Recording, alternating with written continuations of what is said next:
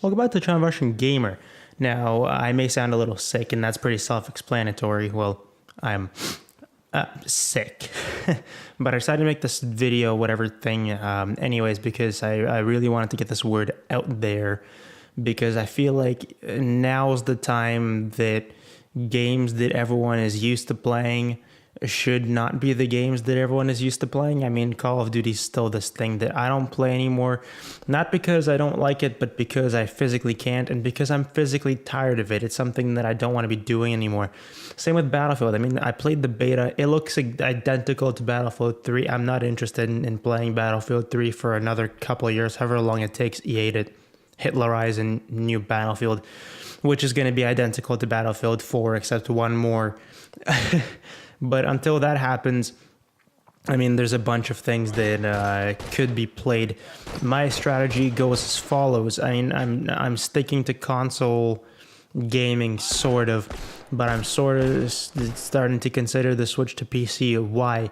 Because this way it opens up a lot more gates to what I can do and to what kind of games I can play. And so currently I'm investing money that I'm not earning into a computer. But hopefully one day or another, one time in the future, I'll have my own machine that's capable of running Minecraft at 20 FPS, because right now mine cannot. But you know, there's nothing wrong with dreaming, right? But until then, until that happens, I wanted to inform you of a game that's very much unplayed, but very much deserves to be played. As you may know, there's a whole thing going on right now with IGN and with every other gaming network. They're looking at games of the year, because we're getting pretty close to the end of the year. We have the new day one next-gen releases that are still going to be competing for the title of Game of the Year. But currently we have maybe 2-3 games at most that are really holding on to that title with their teeth. One of them being BioShock Infinite. I don't think it will get Game of the Year, because it lacks something that the next two do. First of all, GTA, it has online, and it is just what we expected it to be. We expected it to have absolutely everything, and that's what a GTA 5 does. It lacks slightly graphically, and its downside is the fact that servers are still not working fully. There's still a few people that can't get online and are complaining, but that is because GTA 5 broke all sales records, almost. And the game that I wanted to point out to you is the one that broke all sales records for the PlayStation, that being The Last of Us. And as you know, I did a video on this a couple of days ago where I sort of just played the online. But here's my reasoning for why you should be playing this instead of anything else. Because this online is something that is nothing that you've played before.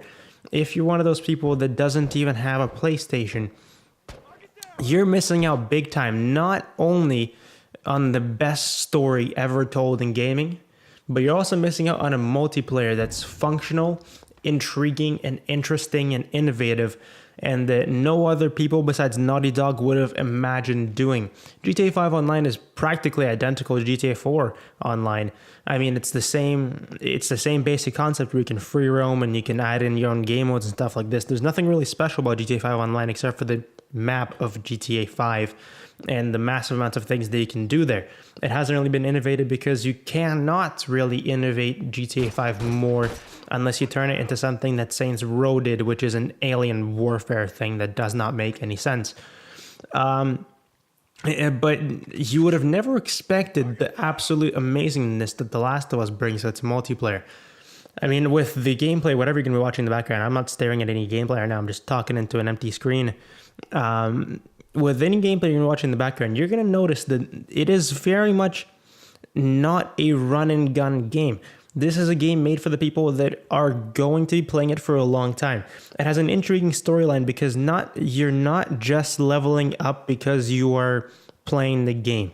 The object of the game, as soon as you start the multiplayer, it gives you this cutscene that says you have to survive for 12 weeks for whatever people you're fighting for, either the Fireflies or the Hunters. This doesn't make a difference with who you play with.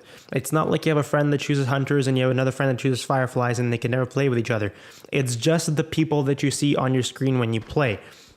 I chose the Fireflies, and I've played on my team with people that know 100% that they've chosen Hunters, except on their screen, I'm a Hunter, and on my screen, they're a Firefly. And so that's basically how it works. It's not going to single people out, and it's not going to create a massive 1v1 team Edward versus team whatever the fuck it is in Twilight. It's not going to do that. And so that part functions. The rest of the multiplayer, there's only 3 game modes, but the 3 games that there are just absolutely fantastically made. You don't need more game modes. It's not like this arcade type of shooter thing like Call of Duty is, where you need more game modes to keep yourself interested. This, all you need is those 3, because the basic concept of keeping your clan, your camp, your survivors alive, the concept of that goes to the concept of collecting parts and supplies. And the way you would collect parts and supplies is by, going out and training yourself. You would be collecting items and helping teammates and getting kills and picking items dropped by dead enemies. And that is how you make a living in the game.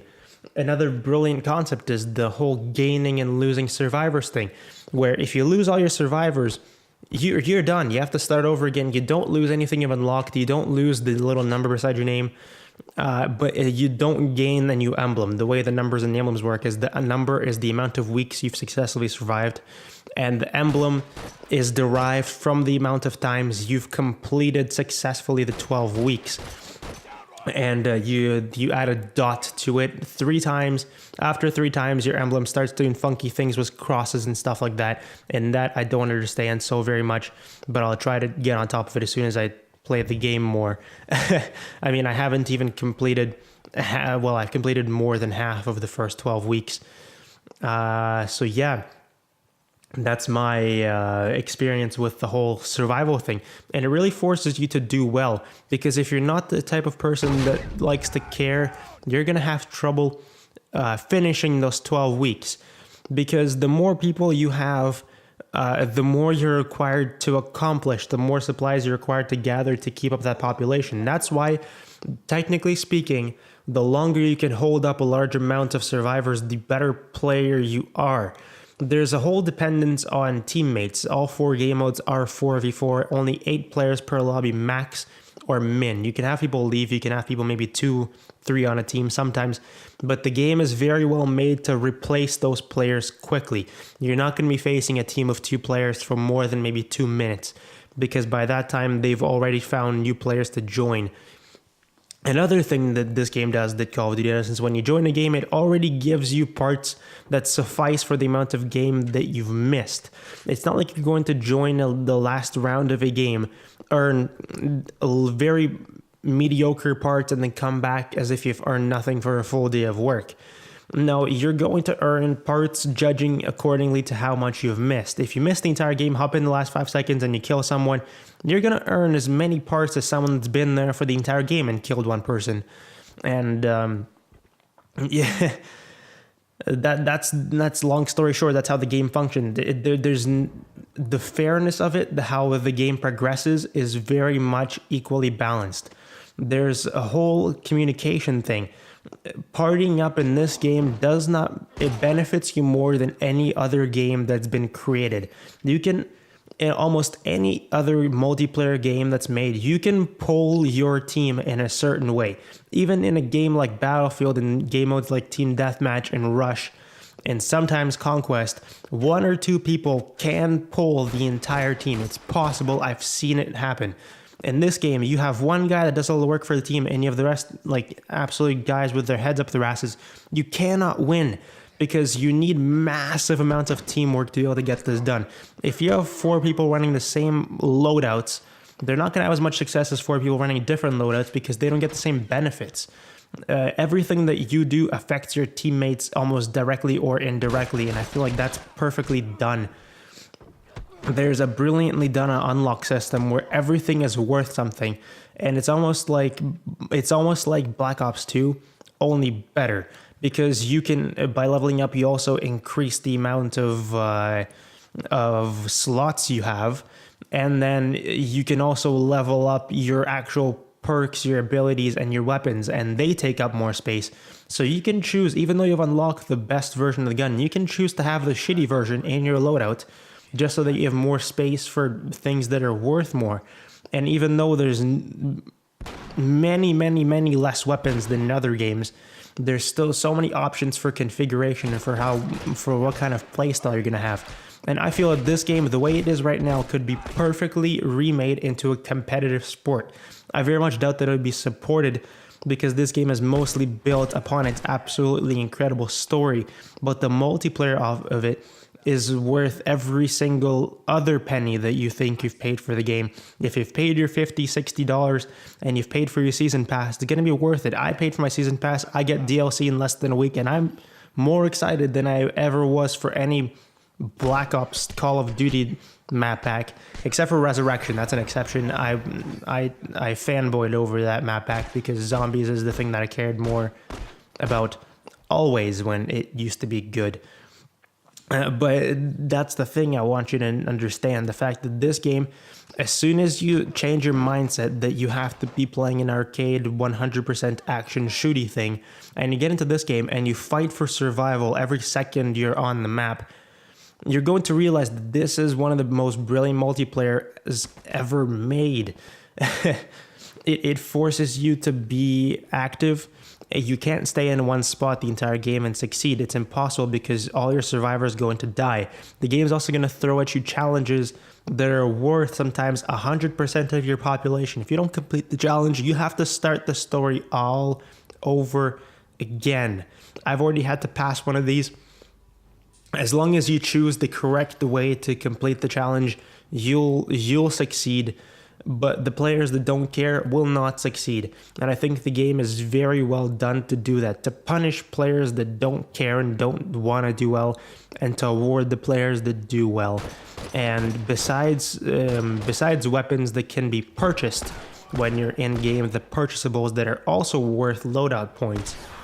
You can have them or you can not have them. You can waste perks, you can not have some perks and have this one purchasable thing, or you can have the perks that you need and not have the purchasable thing. Some of those purchasable weapons are pretty overpowered, I guess, but technically speaking, they have spent a lot of other valuable things to get that thing.